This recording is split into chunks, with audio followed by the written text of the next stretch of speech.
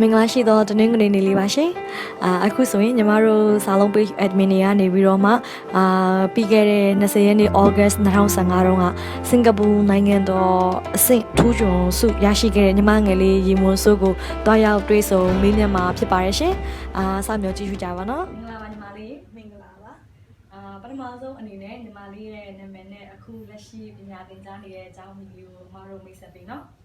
သမီးနာမည်ကရေမွန်ဆိုပါအခု NUS National University of Singapore မှာစာလုပ်ပါတယ်ဟုတ်ပါပြီညီမလေးအခုအဲ့ဆိုရင်ဘယ်ဘာသာရပ်ကိုအဓိကသင်ကြားနေပြီးတော့ဘွဲ့ယူမှလည်းမသိဘူးအခုသမီး NUS မှာ Life Science ယူလာပါတယ်ပြီးလို့ရှိရင် Specialization ကတော့ Molecular and Cell Biology ယူမယ်လို့စိတ်ကူလာပါတယ်ဟုတ်ပါပြီဒါနဲ့ညီမလေးစင်ကာပူပဲအချိန်ကလေးကစရောက်ခဲ့ရမယ်မသိဘူးသမီးရန်ကုန်ကနေ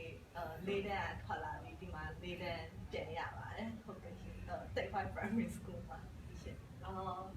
စင်ကာပူမှာပထမဆုံးတက်ရောက်သင်ကြားခဲ့တဲ့အကြောင်းအမည်လေးနဲ့အဲ့ဒီအကြောင်းမှာရောဘယ်လိုပညာရပ်တွေနဲ့ထူးချွန်ခဲ့တယ်လဲဆိုတာကိုလည်းပြပြပေးပါအောင်နော်သမီးစစင်ကာပူလာတော့အဲ့ဒီ35 primary school မှာတိတ်ပြီးတော့စာတော့မထူးချွန်ခဲ့ဘူးဒါပေမဲ့မြန်မာကလေးတွေကအများဆုံးတော့mathematics မှာအကောင်းဆုံးပါတယ်သမီးလည်း mathematics မှာထူးချွန်ခဲ့ပါတယ်ဒါပေမဲ့ English စာနဲ့ science ကတော့တိတ်ပြီးတော့မထူးချွန်ခဲ့ဘူးအဲ့တော့ရော CCA ကိုဘယ်လိုဘာသာရပ်တွေသင်ယူခဲ့လဲမသိအဲ့တော့primary school က CCA က compulsory မဖြစ်တော့သမီးတော့မယူလာဘူးဟုတ်ပါပြီဒါနဲ့အเจ้าမှာရောဘယ်လိုအားကစားမျိုးတွေကိုညီမလေးလိုက်စားခဲ့တယ်မသိသမီးကအားကစားကိုတော့တိတ်ပြီးတော့စိတ်ဝင်စားဖို့မရှိဘူးအဲ့လိုမျိုးဟို national သွားပြီးတော့ထူးချွန်နေဆိုပြီးမရှိဘူးဒါပေမဲ့အားလက်တဲ့အချိန်မှာတော့ရေသွားကူတယ်အဲ့လိုမျိုးရေသွားကူအရင်ဆုံးတဲ့ပြီးတော့ရှင်ရေကူပဲဟုတ်ပါဒါနဲ့ PSLE အမှတ်ကောညီမလေးဘယ်လောက်ရခဲ့လဲမသိသမီး PSLE အမှတ်1.8လောက်ရခဲ့ဒါပေမဲ့ express တော့ခဲ့တယ်ဟုတ်ပါပြီဒါနဲ့ secondary level မှာရောတက်ခဲ့တဲ့အကြောင်းအမည်လေးလည်းတစ်ချိန်လောက်ပြပြပြအောင်သမီး secondary ကregion secondary school မှာတက်ခဲ့ပါတယ် secondary အဆင့်မှာပညာရေးထူးချွန်မှုလေးတွေကိုလည်းတစ်ချက်လောက်ပြပြပေးအောင်နော်secondary school မှာတော့set 1 set 2 set 3လောက်ကတော့ပထမဒုတိယအဲ့လိုမျိုးအဆင့်တွေရခဲ့တယ်ဝါအထူးချွန်တော့သမီးဘာသာရအကောင်းဆုံးကscience ဖြစ်တယ်ဟုတ်ပါပြီ O level မှာရောဘယ်လို subject တွေနဲ့စာမေးပွဲကိုဖြေဆိုခဲ့ပါလဲO level မှာသမီး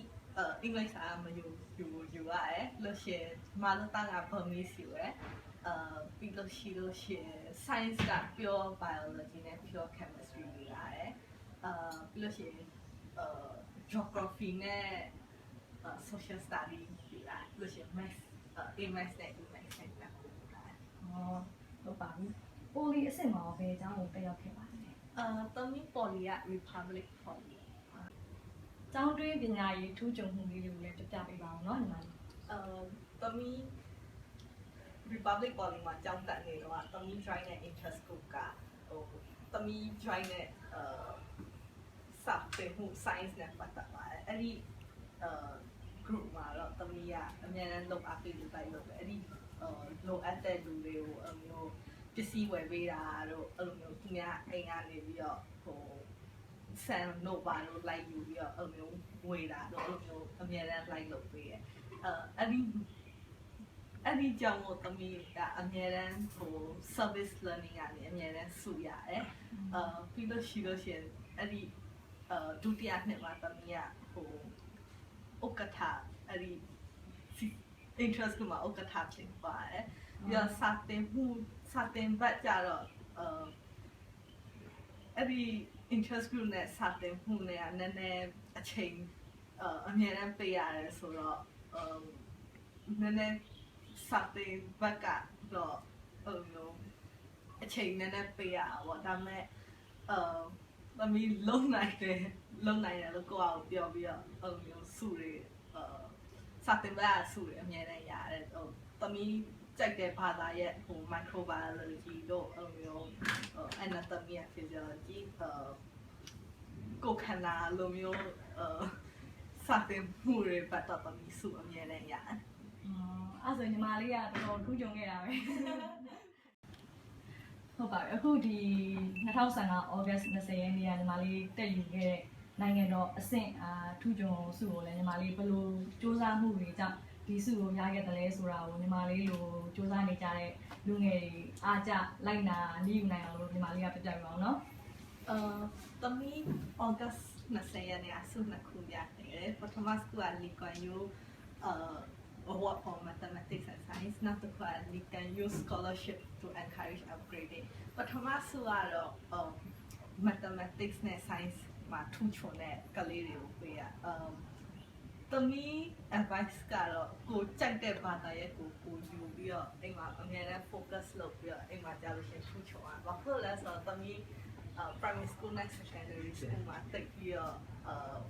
focus မလုပ်ခဲ့တာသမီးက science ပဲစိတ်ဝင်စားတခြားဘာသာရပ်တွေကိုသိပြီးတော့စိတ်ဝင်စားအဲ့တော့ poly လဲရောက်တော့ဟို science ကိုပဲဘာသာရပ်ကြီးပဲယူလာတော့ science တွေပဲအများနဲ့သင်ယူနေရအဲ့တော့သမီးထင်တာကတော့ကိုယ်ဘာသာရပ်ကိုကြိုက်လို့ကိုယူလာလို့ရှိရင်အဲ့နေရာမှာစာထူးချွန်ပြီးတော့ကိုဘောဟာလို့ပြောစာတော်လိုက်မယ်လို့တော့ထင်ပါတယ်နောက်တစ်ခုက Lee Kuan Yew scholarship to encourage upgrading က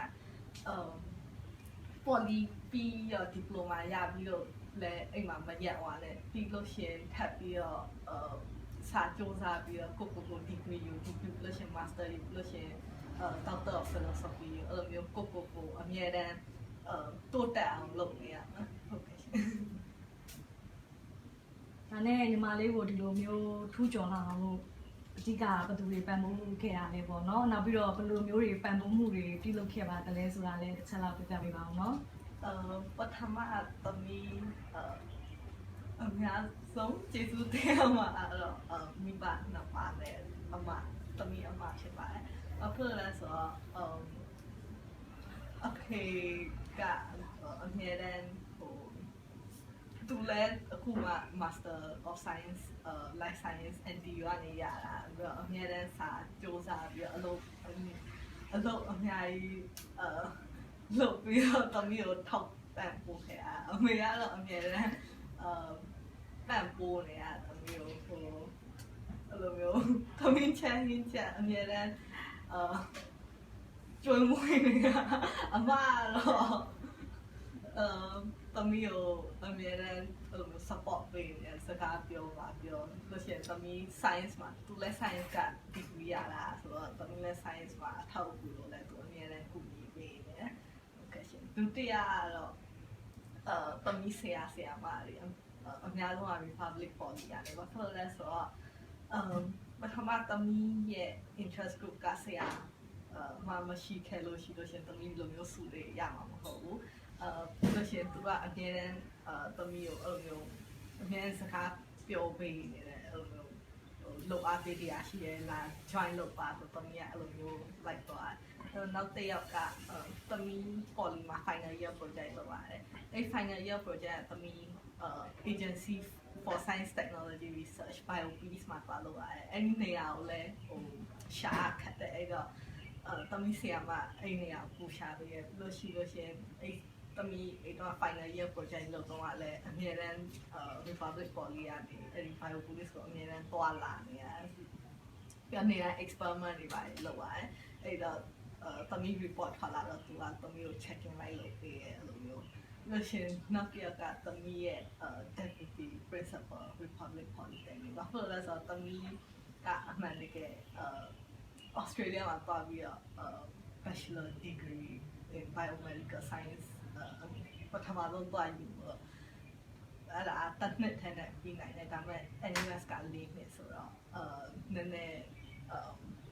အချိန်ပေးပြီးထပ်ယူရတယ်ပေါ့ဒါပေမဲ့သူကသမီးကို advice တွေပါတယ်ပြောခဲ့သေးတယ်အဲ့တော့သူ့ကိုလည်းကျေးဇူးတင်ရတယ်သူအဲ့ဒီလူလေးကြောင့်သမီးအခုလိုဒီလိုမျိုးစု